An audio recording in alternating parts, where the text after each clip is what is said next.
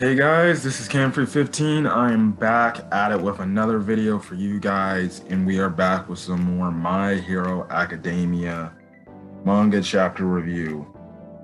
And we are getting, man, the crazy dark backstory of Toya Todoroki that obviously needs to be explained, of how he became or how he went berserk. And man, definitely was something to say the least, to react to or, read through these pages and be like, okay, now I kind of get a semblance on why he became the crazy person he is. Yeah, so we're gonna get into this now. Actually, a quick rundown. Funny enough, I don't know what's going on with the Shonen Jump and the Viz Media apps where you can go and read these manga chapters for free, essentially. They were really bugging. Like, I was scrolling, I was trying to read the chapter when it first came out, missing pages and everything. I'm like, dude, what's going on? So hopefully now it's fixed and there's no issues going on and stuff like that where there's no missing images. Anyways, the manga chapter actually starts off, essentially we see how, well, we don't see how, I guess you can say we don't see the marriage of Endeavor and Ray Todoroki. We just see how eventually they came to know one another and they came to eventually hook up, well, forcefully. We find out that Ray's maiden name is Himura and stuff like that. And her dad's like, it's so fitting that a top hero like you yourself, Endeavor, would come and want to marry my daughter and stuff like that. So, that's when, we see a little, I guess, few month time skip between the two, where they go to this flower garden, and that's when we know that Ray likes flowers and everything, and again, that's a thing to Ray and stuff like that. Now, Endeavor says, even though she was strong, but she was prone to melting away with the slightest touch, which goes to show you how thin she kind of was as a person and stuff like that. And the thing is, you could see in this little thing, before I talk more, you could see that she clearly has an affection for Endeavor. Probably didn't like the way that she forcibly had to marry him, but regardless, it's like, okay, she was willing to go through. It wasn't like she's going to be some rebelling person and stuff like that. She was going to accept him for who he was, which props to her. At least she was open-minded, like, okay, even though I probably don't want to marry this guy, at least the least I can do is be open-minded and see what are his good spots about him and everything. So, yeah. Then we cut back to the present. Now, the title of this manga chapter is called "The Wrong Way to Put Out a Fire," Part 1. So this is definitely gonna be like a multiple part chapter thing. We don't know if it's gonna be like 2 parts, 3 parts. We don't know. And Endeavor, he's like, "What are you doing here? Are you okay?" And she's like, "No." Or Ray's like, "No, I'm not okay. And that's why I'm here." So then it cuts over to what, Dabi or Toya or whatever you want to call him. I'm just gonna call him Dabi. He's essentially talking about the fact that he just wants to see his father, Endeavor, finally see or face the public and explain for all the actions, so we can essentially see his downfall and stuff like that. And he's like, I can't wait for you guys to see me in the depths of hell and stuff like that, which is so freaking crazy, but we're just gonna find out. Anyways, we go back to the flashback where we see a much younger Toya Todoroki trying to ask his dad, can we train with him? Can we train him? I want to train, I got to surpass him and stuff like that. But Endeavor's like, I keep telling you no, because it's for your own good and stuff like that. So we then have Ray and Endeavor go to, like, I'm guessing some sort of doctor and everything and stuff like that. Now, this is when we find out some interesting information about Toya Todoroki.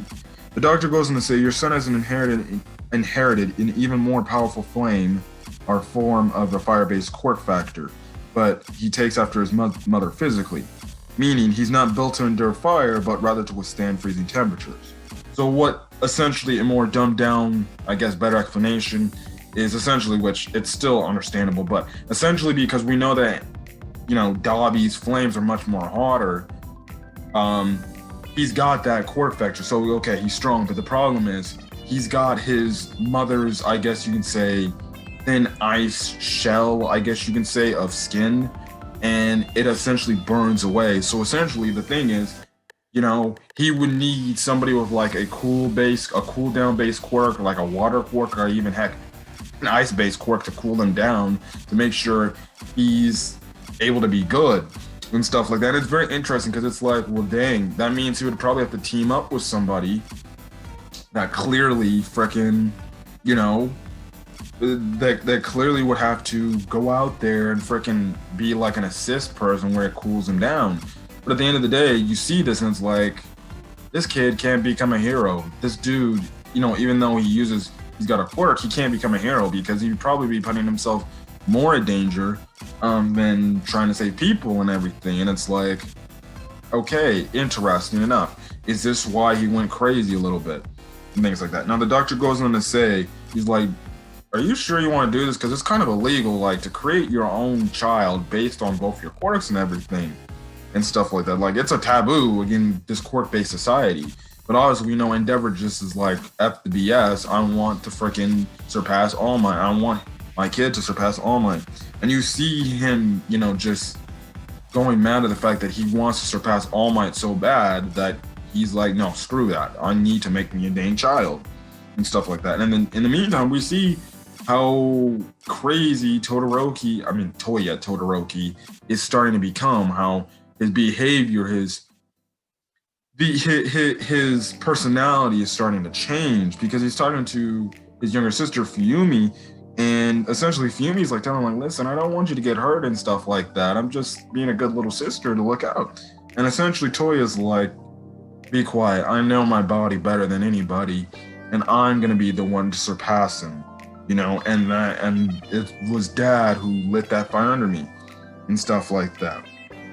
So yeah, and then this is when you have a talk we're saying between between Endeavor and Rei Todoroki. And essentially she's saying like, no, it's gonna be too cruel, especially now that Toya knows what you're hoping to achieve. And essentially she's trying to talk about like, look, let's just stop doing this. Like, there's no point. Your son Toya already knows that we're making babies so you can try to surpass this guy. There's no point. And also, one thing I gotta say too is throughout this flashback, if you look at Rei Todoroki closely enough, we know, she gets to the point where she loses all her sanity a bit. The thing I like here, how Horikoshi animates her eyes, is, you can see around her eyelids, as it goes, she has kind of normal eyelids, and then the more she's getting stressed out with all this, stuff and this abusing by Endeavor, you have that black shade where it's like, okay, yeah, something's getting to the point. But anyways, going back to what I was saying, Endeavor's like, no, I need to do this. We're creating this child, so I can surpass All Might. And he even says in this chapter, like, Toya will never be the one to surpass him and stuff like that.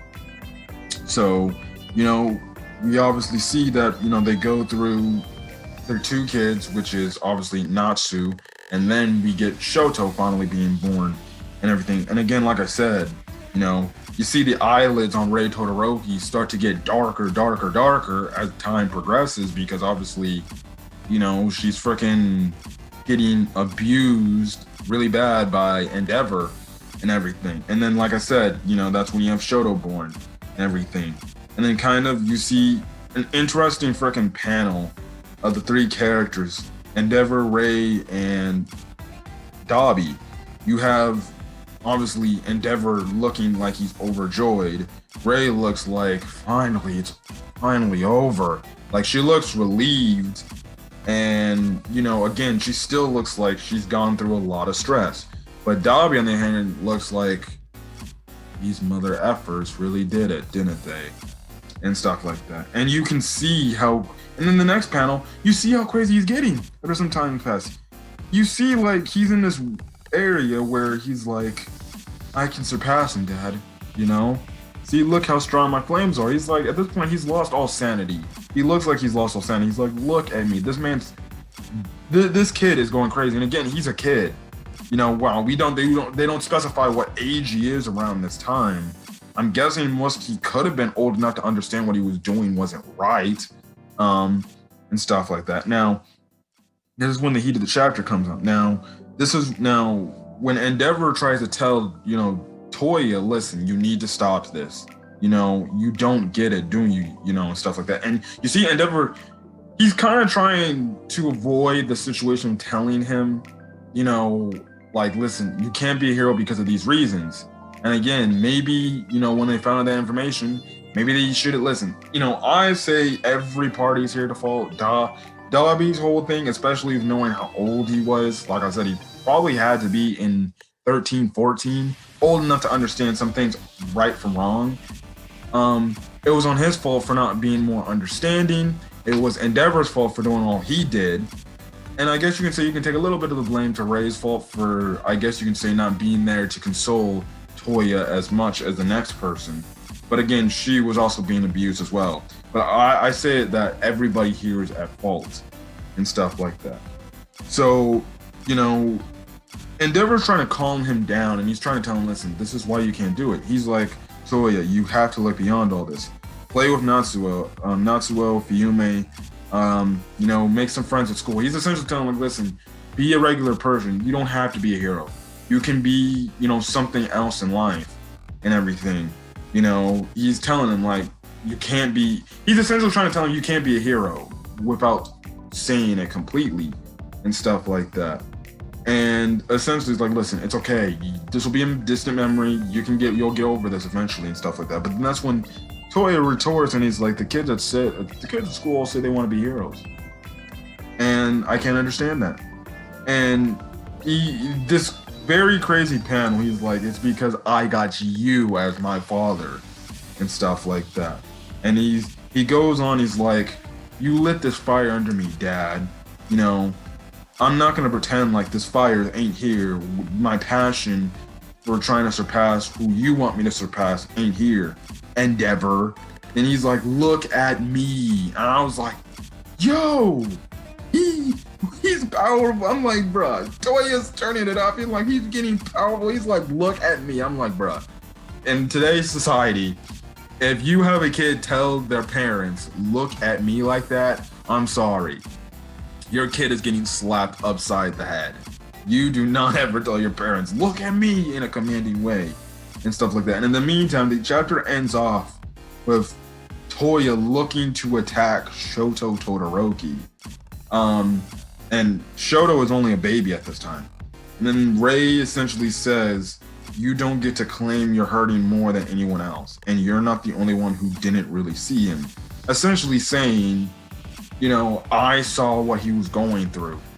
You're not the only one who did it. Your freaking son and your daughter saw it. The only one who probably couldn't remember and see was probably Shoto because he was a baby. And just to see the fact that Toya was willing to, like, at this time period, he was essentially like, F it, I'm attacking my own little brother. It goes to show you why, when he had his little scuffle fight with Shoto, it shows that he really does want to kill this guy bad, because he's like, to Dabi, it's like, Shoto is the guy that ruined my life.